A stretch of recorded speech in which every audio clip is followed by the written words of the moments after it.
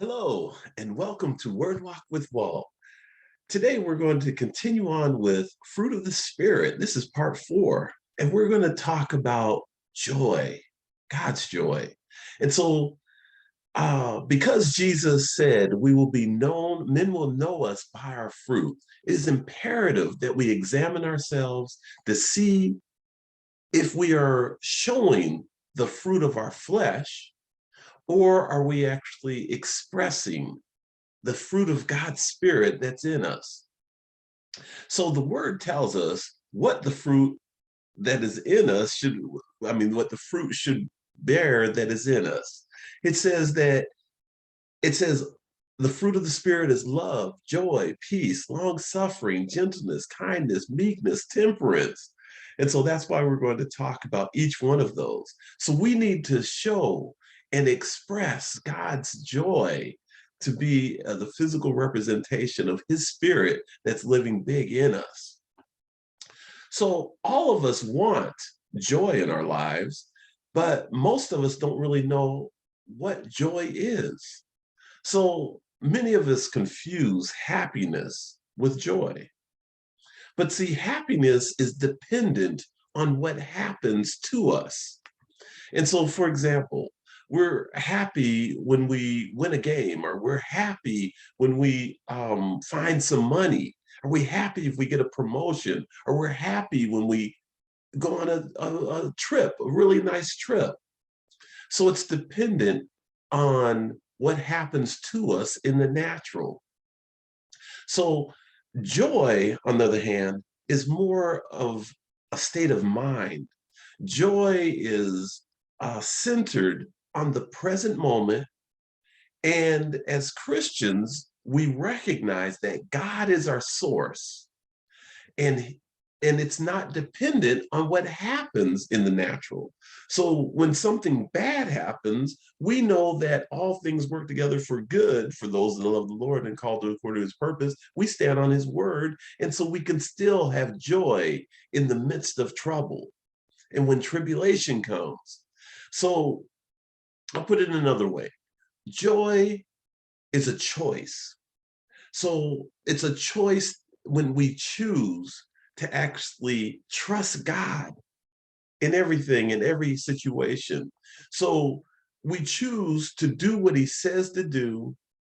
We choose to love the most unlovable people.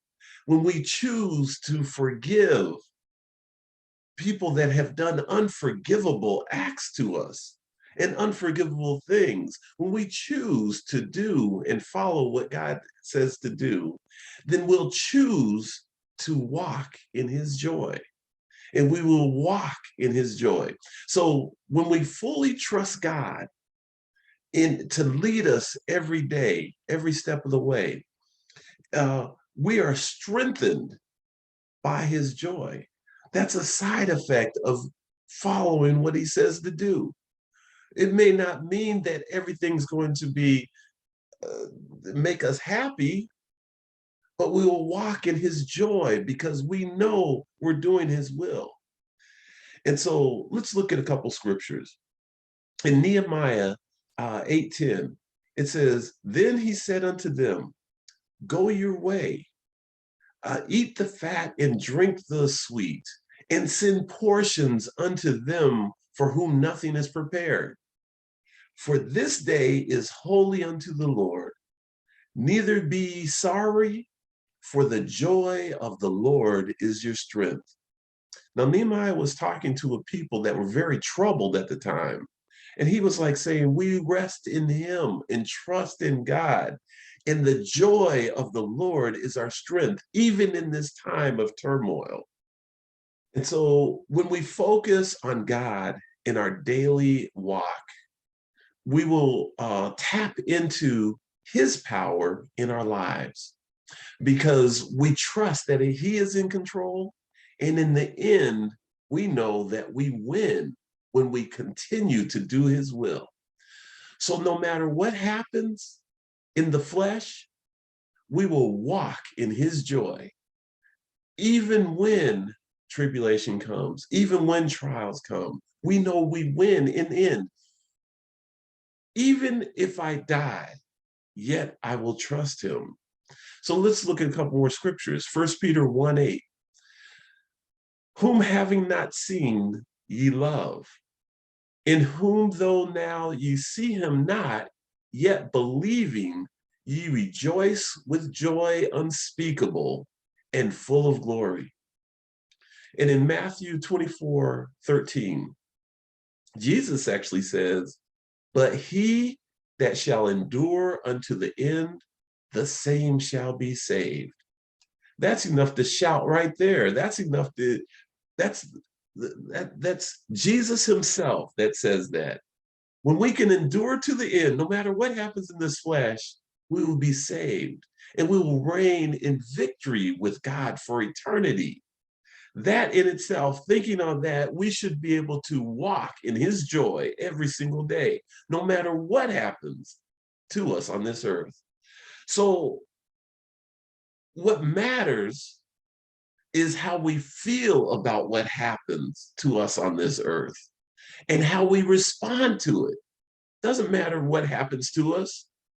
And so even when people betray us, even when our bodies fail us, when everything on this earth, everything in the natural seems to be turned upside down, we can still walk uprightly and walk in his joy because our God is bigger than anything that this world has to offer. So let's look at Romans 5:3. And not only so, but we glory in tribulations, also knowing that tribulation worketh patience. That's a hard one. How can you glory in tribulation?